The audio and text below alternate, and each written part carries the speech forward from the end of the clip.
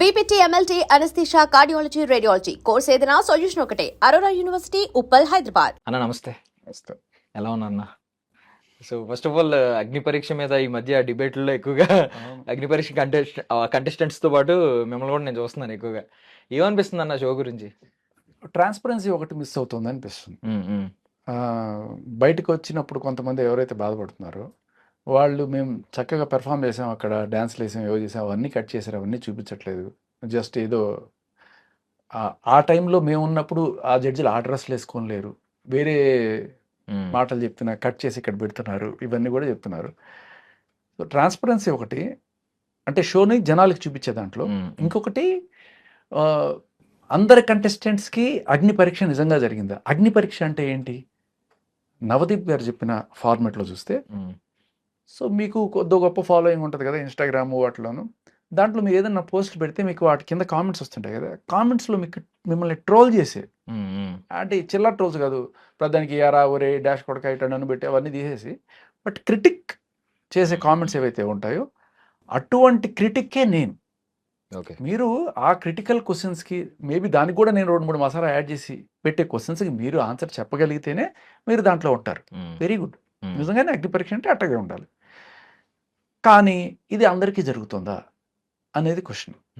So ఇప్పుడు big boss already decide చేసేసారు, వీళ్ళు వెళ్ళాలని, వీళ్ళకి ఎటువంటి ఇబ్బందులు కలగకుండా కామ్గా తీసుకెళ్ళిపోండి అని వెనకాల ఇయర్ పీస్ ఉంటుంది కదా, దాంట్లో చెప్పారా లేదు వీళ్ళే ఏమన్నా అనుకున్నారా అట్లా అనే డౌట్లు వచ్చే విధంగా మనకి ఈ ఆడిషన్స్లో కనిపిస్తున్నాయి. ఫర్ ఎగ్జాంపుల్ ఉప్పల్ బాలు కావచ్చు, ఇంకా కొంతమంది మొహం మీద నీళ్లు పెట్టడం కావచ్చు, ఇటువంటివన్నీ కూడా సరే అది అగ్ని పరీక్షలో భాగం, ఇతని పేషెన్స్ టెస్ట్ చేస్తున్నాము, లేకపోతే ఇతని టెంపర్మెంట్ టెస్ట్ చేస్తున్నాం అని చెప్పి బిందుమాధవ్ చెప్పిన, లేకపోతే నవదీప్ చెప్పిన, లేకపోతే ఆయన ఏ పని చిన్నది కాదు నేను షూ పాలిష్ చేసిన అభిజిత్ చెప్పినా, ఎవరు చెప్పినా కూడా ఇది అందరికీ జరగలేదు అనేది వాస్తవం. ఇప్పుడు అగ్ని పరీక్ష అంటే మీరు ఏదో క్వశ్చన్లు అడగాలి, ఏదో టాస్కులు పెట్టాలి, ఏదో చేసి వాళ్ళు కొంత ఇబ్బంది పెట్టి వాళ్ళు అలాంటివి ఎలా ఫేస్ చేస్తున్నారు అని వాళ్ళ టఫ్నెస్ చూడాలి కదా. మీకు ఒక ఎగ్జాంపుల్ చెప్తాను. రాజకుమారి గారిని ఒక ఆవిడ వచ్చారు. సో ఆవిడ వచ్చింది, ఆవిడ పాటికి ఆవిడ స్టోరీ చెప్పుకుంది, పోయింది.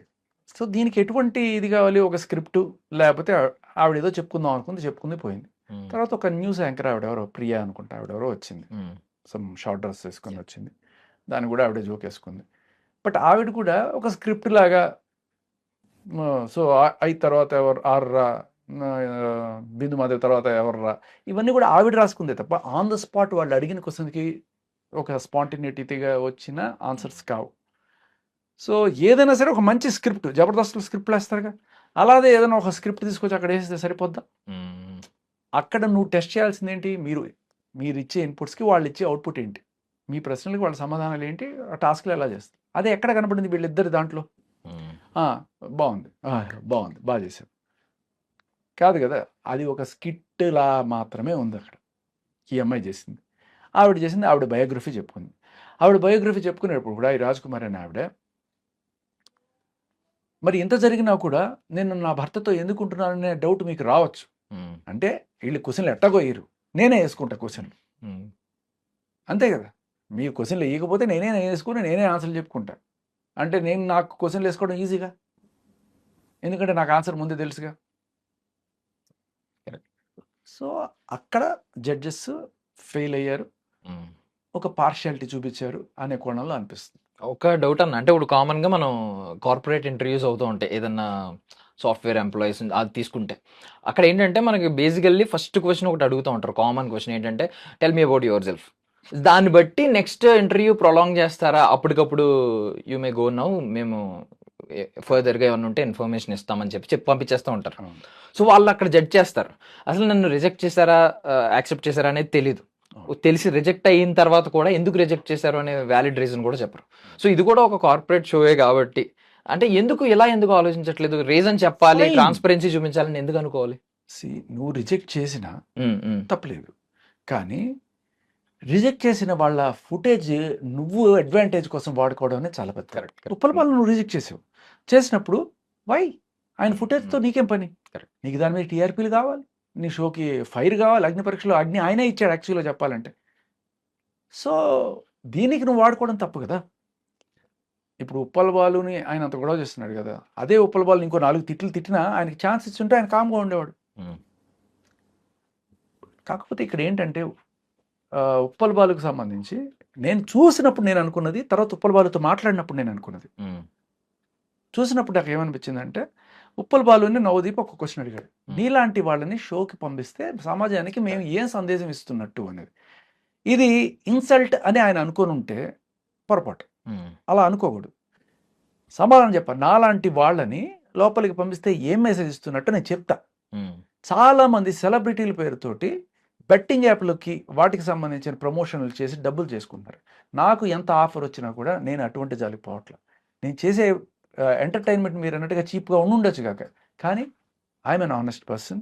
నేను ఇటువంటి అంటే నేను చేసే పనుల వల్ల జనాలు చచ్చిపోయే రకంగా బెట్టింగ్ యాప్లను ప్రోత్సహించడం కానీ, డ్రగ్స్ని ప్రోత్సహించడం కానీ నేను చేయలేదు అని చెప్పుంటే మెత్తడు చెప్తూ కొట్టినట్టు. ఈవెన్ ఆయన ఫ్రస్ట్రేట్ అయ్యి నా పేరు డ్రగ్స్ కేసులో కూడా ఎప్పుడు రాలేదు ఇలాంటి వాటిలో అని చెప్పినా కూడా ఏమనలేకపోతేవారు కదా, ఏమనలేకపోయేవాళ్ళు, కట్ చేసుకునేవాళ్ళు. ఓకే. అంటే ఈ క్వశ్చన్ ఉందన్న, అంటే ఇప్పుడు మీరు ఆయన సమాధానం గురించి మాట్లాడారు, బట్ ఆ క్వశ్చన్ ఆయన స్ట్రైట్ ఒక మాట అనేసారు, మీలాంటి వాళ్ళని పంపించి మేము సమాజానికి ఏం మెసేజ్ ఇవ్వాలి అని. అంటే ముందే ప్రిపేర్డ్గా ఉన్నారు కదా పంపించొద్దని, మరి ఎందుకు పిలిచారు? కాదు ఇక్కడ నువ్వు గమనించాల్సింది అంటే, క్వశ్చనా స్టేట్మెంటా? నీలాంటి వాళ్ళని పంపిస్తే సమాజం మా మొక్క మీద వస్తారు అన్నారు అనుకో, అది స్టేట్మెంట్.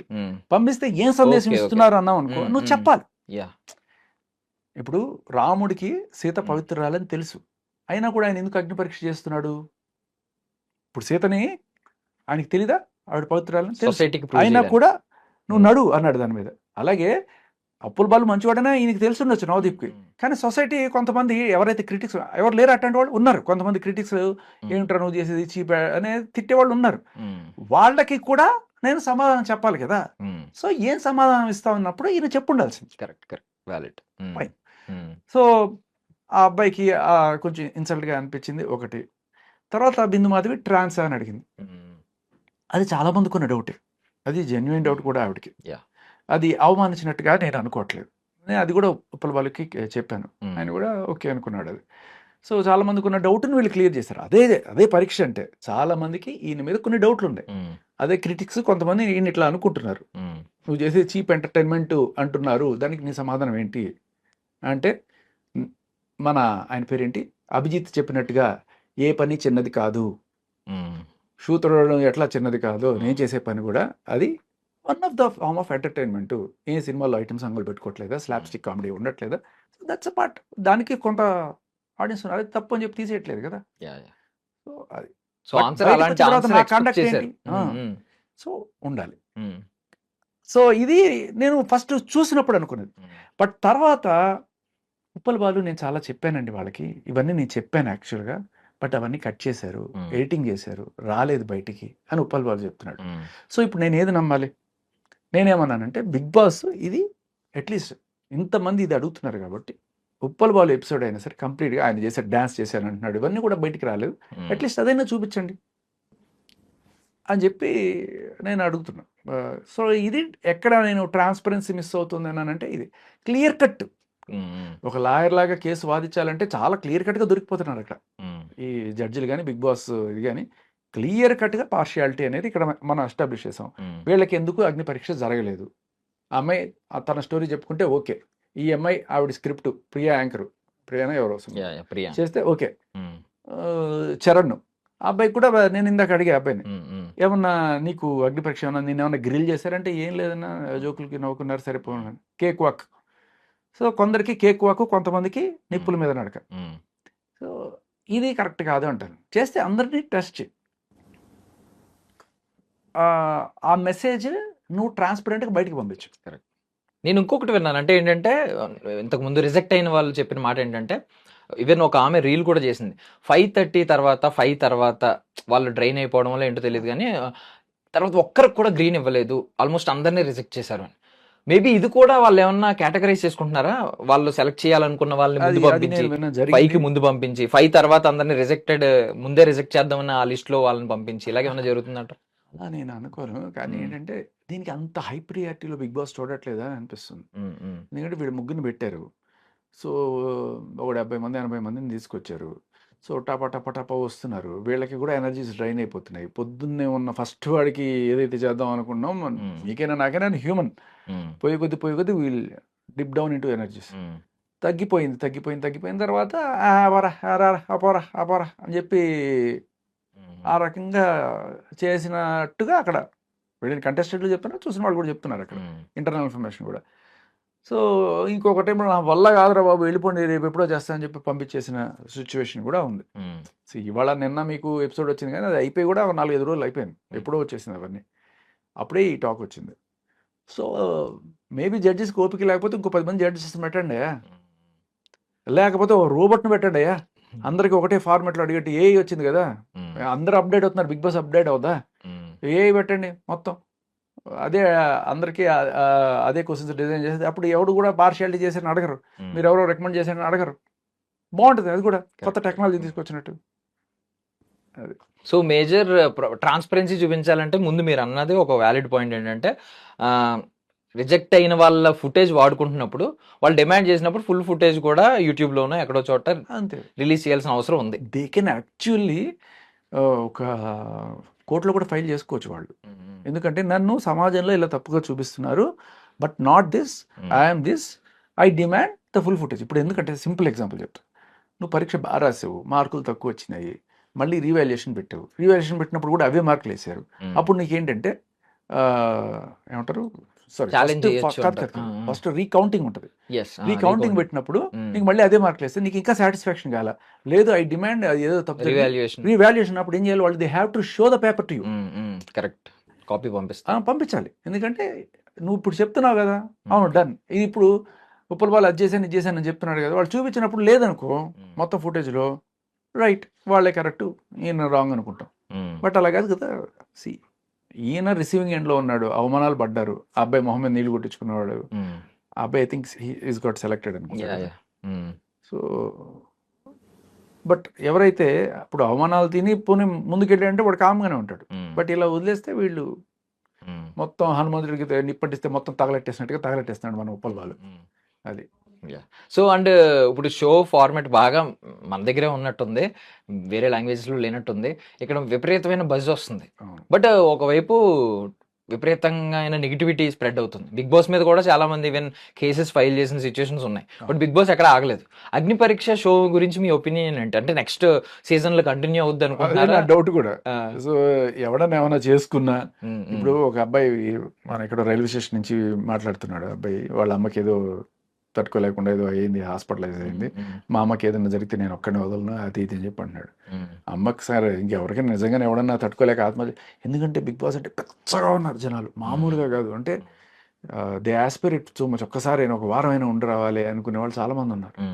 అటువంటి వాళ్ళకి అంత దగ్గరగా వచ్చి మిస్ అయింది అంటే తట్టుకోలేక ఎవడన్నా ఏమైనా చేసుకున్నాడు అనుకో, ఇది చాలా రిస్క్ అని మేబీ ఆ పై వాళ్ళు ఎవరన్నా సరే ఆలోచించినప్పుడు ఖచ్చితంగా వీళ్ళతో మనం డీల్ చేయడం కష్టమే అనుకున్నప్పుడు ఖచ్చితంగా నాకు తెలిసి సీజన్ లెవెల్లో మోస్ట్ లైక్లీ అగ్ని పరీక్ష ఉండకపోవచ్చు.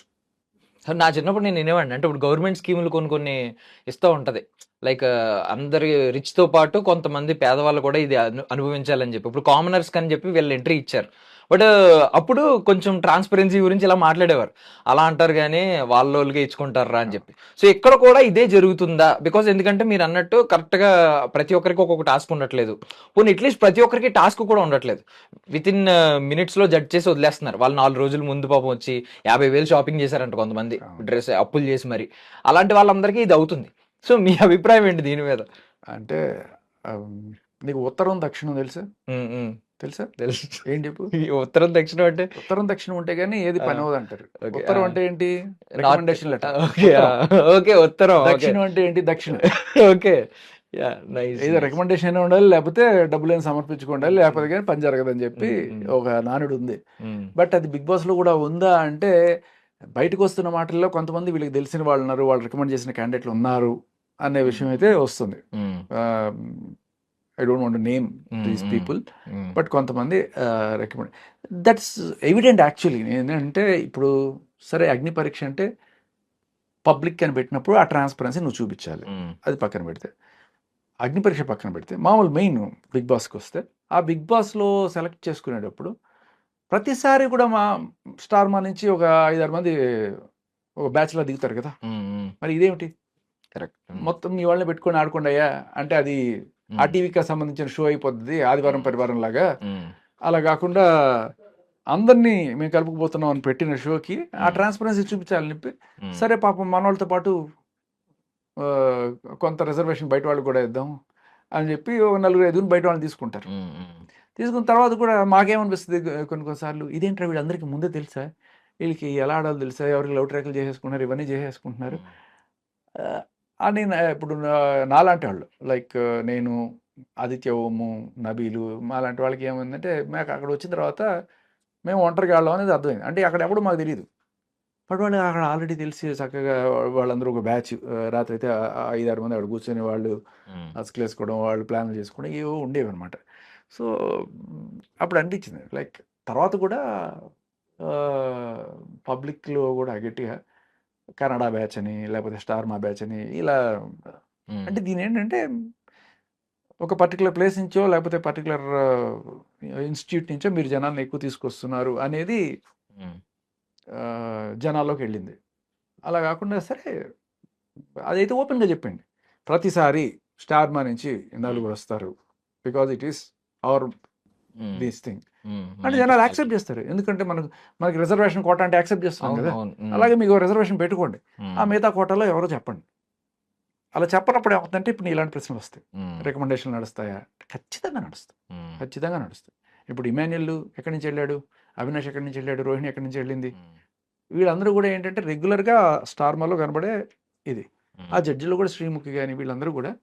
సో అక్కడ వీళ్ళ ఆస్థాన కవుల్లాగా, ఆస్థాన విద్వాంసులాగా ఉంటారు వాళ్ళు. సో ఫస్ట్ ఆవిడ వెళ్ళింది, తర్వాత అలా ఈసారి నేను వెళ్తానని చెప్పి ఒకళ్ళ తర్వాత ఒకళ్ళు అడుగుతున్నారు కదా. సో మేబీ మీరు చూస్తే ఇంకొకరు కూడా వస్తారు రేపు, ఆదివారం పరివారం నుంచి ఒకళ్ళు రావచ్చు. ఓకే, అలా రికమెండేషన్లు అయితే మెయిన్ షోకి ఎప్పుడూ ఉంటాయి, దాన్ని ఎవరు కూడా క్వశ్చన్ చేయలేము. ఎందుకంటే వాళ్ళు అక్కడి నుంచి సెలెక్ట్ చేసుకుంటారు, ఆ ప్రాసెస్ ఏంటనేది ఎప్పుడు కూడా చెప్పలే. బట్ ఇది ఒక ఎంట్రన్స్ టెస్ట్ లాగా పెట్టావు కదా అగ్ని పరీక్ష, దీనికి ట్రాన్స్పరెన్సీ చూపించట్లేదు. అండ్ ఇంకొక పాయింట్ ఏంటంటే ఇప్పుడు అగ్ని పరీక్ష కంటెస్టెంట్ల గురించి మొన్న ఒక రిజెక్టెడ్ కంటెస్టెంట్ వచ్చాడు, ఫస్ట్ డే వచ్చాడు, పాపం రిజెక్ట్ అయిపోయాడు. చిన్న ఫుటేజ్లో నాకు తెలిసి ఒక 2 minutes ఎంతో టెలికాస్ట్ చేసినట్టున్నారు. తను అన్నాడు గుమ్మిని కొంచెం మాట్లాడుతూ లేదు మాకు కొన్ని అగ్రిమెంట్స్ ఉన్నాయి, నేను కొన్ని ఎక్కువ చెప్పకూడదని. మనం బేసికల్లీ ఇప్పుడు ఇందాక కార్పొరేట్ ఇంటర్వ్యూలతో పోల్చాం కదా, సో మనం ఎంప్లాయీ అయితే వాళ్ళ అగ్రిమెంట్స్ ఏమన్నా సైన్ చేయించుకోవడానికి రూల్ ఉంది.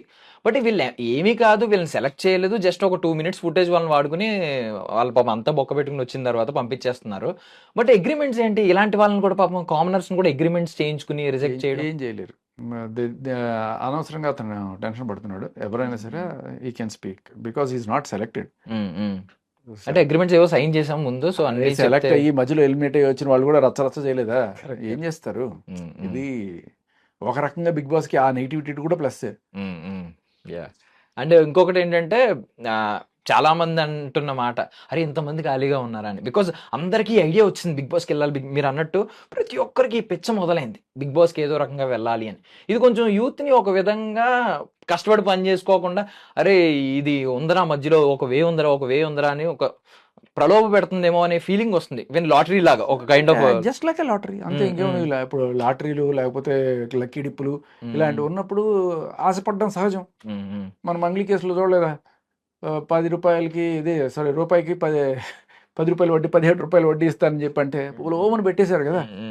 సో అంటే అది నిజంగా జరుగుతుందా లేదా పక్కన పెడితే, ఆ 1,000,000 మందిలో ఒకడు వెళ్తాడు రా అనుకుంటే ఆ ఒక్కడు నేనే అవ్వడానికి ఎందుకు కాకూడదు, నేనే 1,000,000 మందిలో పోటుగాడు అంటాడు. అలా చాలా మంది, అంటే మన జనాల నేచరే అది, ఆశ. బట్ ఇది అలా అనుకుంటే సొసైటీని కొంచెం ఎంతో కొంత డ్యామేజ్ చేసే ఆలోచనే ఉంది కదా. మీ ఎంటర్టైన్మెంట్ పక్కన పెడితే, జనాలను ఎంటర్టైన్ చేయడం పక్కన పెడితే, చాలా మందికి మీన్ ఈ కైండ్ ఆఫ్ ఆలోచనలు క్రియేట్ చేయడం సాగుతుంది అంటే as long as for God sake అటువంటి ఏం జరగకూడదు. ఎవడైనా ఏదైనా చేసుకుంటే ఆ దెబ్బతో ఇది మొత్తం మూసుకుపోతుంది. ఏది అంటే బిగ్ బాస్ షో కదా, అగ్ని పరీక్ష లాంటివి. అంటే ఇంత పిచ్చ ఉండే జనాలతో నువ్వు డీల్ చేస్తున్నప్పుడు చాలా జాగ్రత్తగా ఉండాలి. సో మీ ఫుటేజ్ పెంచుకోవడం కోసం మొహాన్ మీద నీళ్లు కొట్టి షూలు తోడడం అని చెప్పి ఆ, లేకపోతే అడ్డమైన తిట్టిన తర్వాత అంతది కూడా భరిస్తారు పాపం. ఆవిడెవరో మీన్ ట్రాన్స్జెండర్ ఎవరో వచ్చారట, ఆవిడ బయటకు వచ్చేసింది, ఇన్నాళ్ళు నేను గుట్టుగా ఉంటున్నాను